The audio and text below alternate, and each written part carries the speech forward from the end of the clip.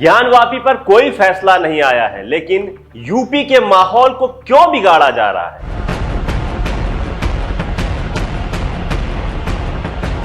नमस्कार, आप देख रहे हैं कबीर न्यूज और मैं हूं आपके साथ जितेंद्र कमल। वाराणसी के श्रृंगार गौरी मंदिर में पूजा की मांग करने वाली याचिका को स्वीकार करने के अदालती आदेश पर जिस तरह बीजेपी और उसके जुड़े हुए संगठन की प्रतिक्रिया आ रही है वो काफी चौंकाने वाली है। यूपी के माहौल को बिगाड़ने की कोशिश की जा रही है, शायद ऐसे ही कुछ लग रहा है। इस संबंध में यूपी के डिप्टी सीएम केशव प्रसाद मौर्य और ब्रजेश पाठक की प्रतिक्रिया, जो डिप्टी सीएम है, मैंने पहले बताया, जो डिप्टी सीएम है उनकी प्रतिक्रिया देखने लायक है।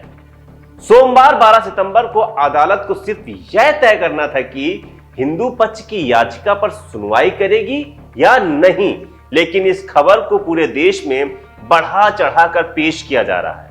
यही वजह है कि यूपी के तमाम शहरों में हिंदू संगठनों की ओर से खुशियां मनाई जा रही हैं। ऐसा लग रहा है कि आज ही कोई निर्णय और फैसला आ गया है। यूपी के डिप्टी सीएम केशव प्रसाद मौर्य ने सोमवार को 3 ट्वीट किए। उन्होंने एक ट्वीट में तो पिन भी किया हुआ है। मौर्य जी ने लिखा है कि करवट लेती मथुरा काशी। दूसरे ट्वीट में वो लिखते हैं कि बाबा विश्वनाथ जी मां श्रृंगार गौरी मंदिर मामले में माननीय न्यायालय के आदेश का स्वागत करता हूं, सभी लोग फैसले का सम्मान करें। तीसरे ट्वीट में उन्होंने लिखा सत्यम शिवम सुंदरम। केशव प्रसाद मौर्य के इस ट्वीट करवट लेती मथुरा काशी के पीछे वे क्या कहना चाहते हैं वो स्पष्ट तो कीजिए। यूपी के दूसरे डिप्टी सीएम ब्रजेश पाठक ने कहा, हम माननीय न्यायालय के निर्णय का सम्मान करते हैं। मेरे पास कई फोन आ रहे हैं, सबका कहना है कि माननीय न्यायालय ने बहुत अच्छा निर्णय लिया है। प्रदेश में खुशी की लहर है। प्रदेश में कानून व्यवस्था की स्थिति को और मजबूत करें। ब्रजेश पाठक का बयान देखने में सामान्य बयान जैसा लगता है, लेकिन बीच में जो बात कही है कि उनके पास कई फोन आ रहे हैं कि कोर्ट ने अच्छा निर्णय लिया है, प्रदेश में खुशी की लहर है, ये लाइनें किस इरादे से यूपी सरकार के एक जिम्मेदार मंत्री ने बोली हैं, उसे समझा जा सकता है। यूपी के दोनों डिप्टी सीएम के ऐसे बयान मुसलमानों की निराशा को बढ़ाने के लिए काफी है। किसी भी मामले में जब दो पक्ष होते हैं तो सरकार का काम तटस्थ बने रहना होता है, लेकिन दोनों डिप्टी सीएम के बयानों से इसका दूर दूर तक कोई वास्ता नहीं। इस बीच मेरठ, मुजफ्फरनगर, मथुरा, अयोध्या आदि इलाकों में हिंदू संगठनों द्वारा खुशियां मनाने और एक दूसरे को मिठाई खिलाने के समाचार आने लगे हैं। वाराणसी में उन 5 महिलाओं का सम्मान किया गया है जिन्होंने इस मामले में याचिका दायर की थी। बहरहाल, ज्ञानवापी परिसर स्थित श्रृंगार गौरी मंदिर में पूजा की मांग करने वाली याचिका को स्वीकार किए जाने के निचली अदालत के फैसले को मुस्लिम पक्ष हाईकोर्ट में चुनौती देगा।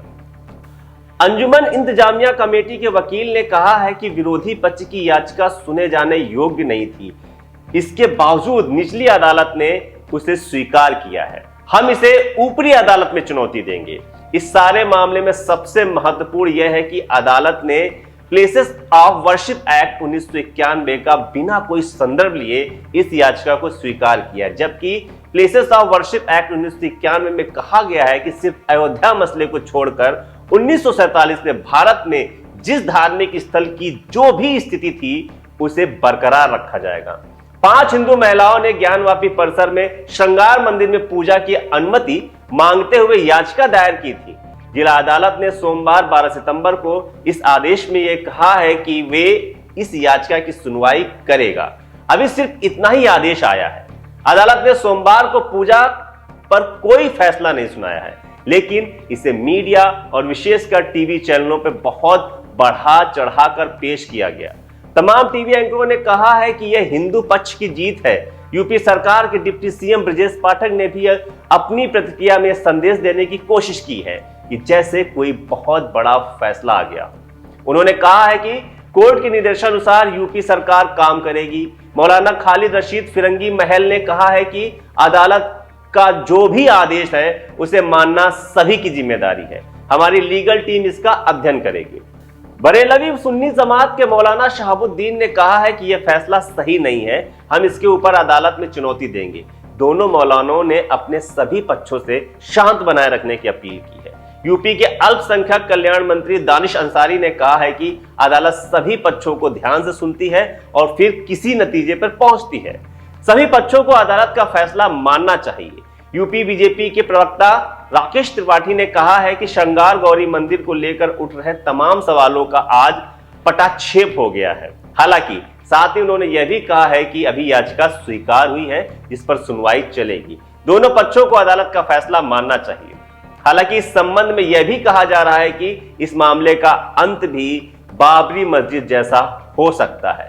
अदालतों में ज्ञानवापी पर लंबी सुनवाई चलेगी, फिर वहां पर मंदिर निर्माण का आंदोलन छेड़ दिया जाएगा। ऐसी और खबरों के लिए बने रहे कबीर न्यूज के साथ। नमस्कार।